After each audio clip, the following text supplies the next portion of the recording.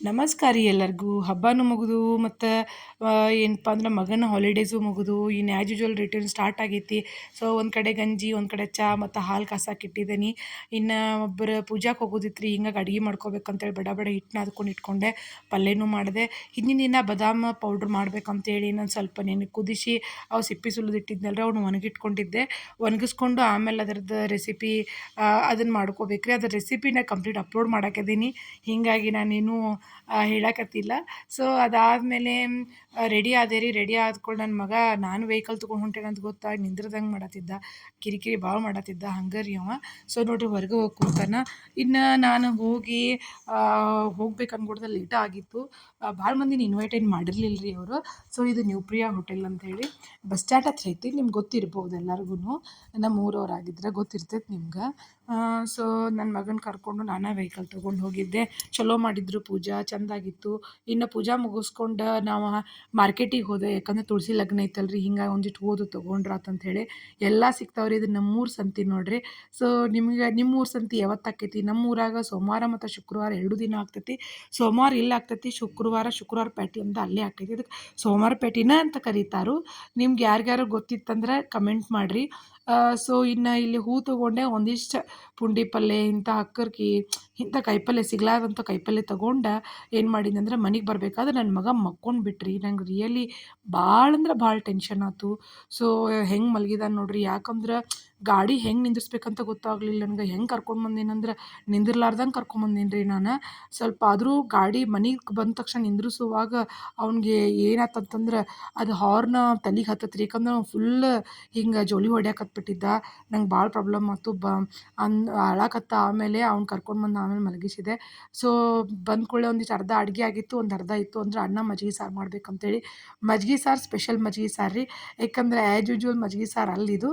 ಇದ್ರದ್ದು log upload ಮಾಡ್ತೀನಿ ನಾನು. ಸೊ ಸ್ವಲ್ಪ ಮಜ್ಜಿಗೆ ಸಾರು ರೆಡಿ ಮಾಡಿಕೊಂಡೆ, ಅನ್ನಕ್ಕೆ ಇಟ್ಕೊಂಡಿದ್ದೆ.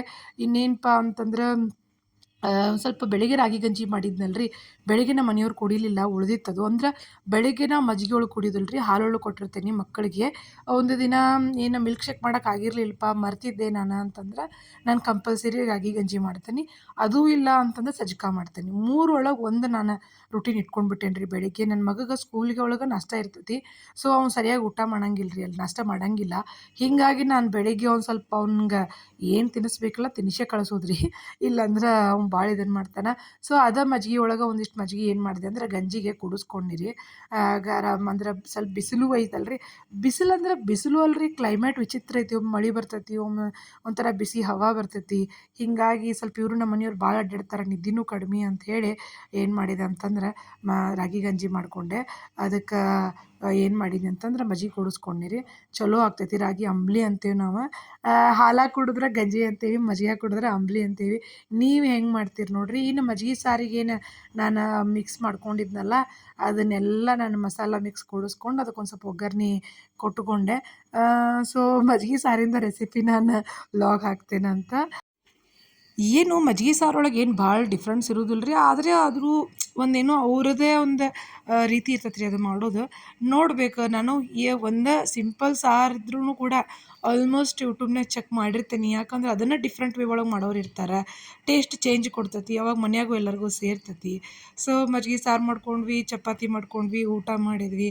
ಮತ್ತು ಸಂಜೆ ಆ್ಯಸ್ ಯೂಶುವಲ್ ಮಗ ಬಂದ. ಮಗನ ಸ್ಕೂಲ್ ಅದು ಹೋಮ್ವರ್ಕು ಅದು ಇದು ಚೆಕ್ ಮಾಡೋದು ಅದು ಇದಾಯ್ತು.